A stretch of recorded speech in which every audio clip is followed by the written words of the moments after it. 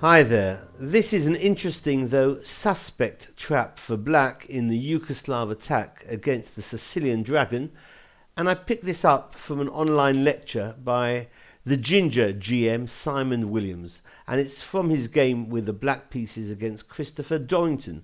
So this is called the Simon Williams line. E4 and C5, knight C3 is played first, knight C6, but it transposes into a dragon with knight Ge2, now G6, D4 in the center takes, and knight takes, and bishop G7. So bishop E3 supports the knight on D4, D6, and queen D2. So white's going to castle long here and then start launching the king's pawns forward. Sorry, that should have been F3 with G4 and H4, the Yugoslavian attack. After knight F6 and F3, then bishop D7, long castles, and rook C8. So black's going to get some play along the C file, also standard idea in the dragon. So king B1 prophylactic, knight E5, and G4. Castles, H4 now.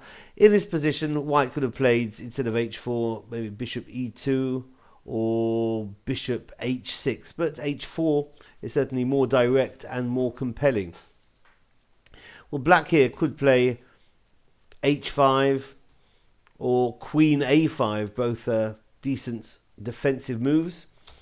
But B5 is also on the cards, allowing white to throw H5 into the mix.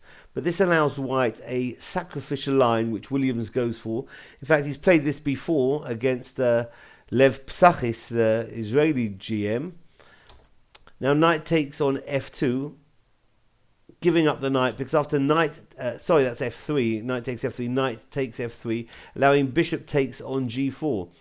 Psachis played in his game against Williams, bishop G2 went on to win, and Dorrington played bishop E2. So black presses on with B4, hitting the knight, knight D5, which softens up the pawn on E4, ready for the taking. So black certainly does get counterplay here. Knight takes on E4, the queen's going to drop back to E1, and E6 hits the knight. Knight F4, yeah, that's one of the only flight squares available. And after queen A5, now knight D4 was played. Bishop drops back now, doesn't want to start trading, wants to keep the minor pieces on the board, so bishop F5, and this tempts white into making the crucial mistake in this very interesting line. Here Dorrington dropped the knight back from D4 to B3. Seems to be a good defensive maneuver, hitting the queen, but it allows black a fantastic winning combination. Rook takes on C2, giving up the queen. Because after knight takes on A5, black throws in another check, knight D2, giving up that knight. But the reason he did that is to release the bishop on F5 into the attack. So after queen takes on D2, maybe could have taken with the bishop or the rook, but after queen takes on D2, then rook takes on B2 is double check. And if the king goes into the corner, then there's going to be mate on B1. Let's have a look at that. If the king goes in the corner, king A1, then rook B1 is a very attractive checkmate. And the same idea if the king goes the other way. King C1, rook B1 again is checkmate.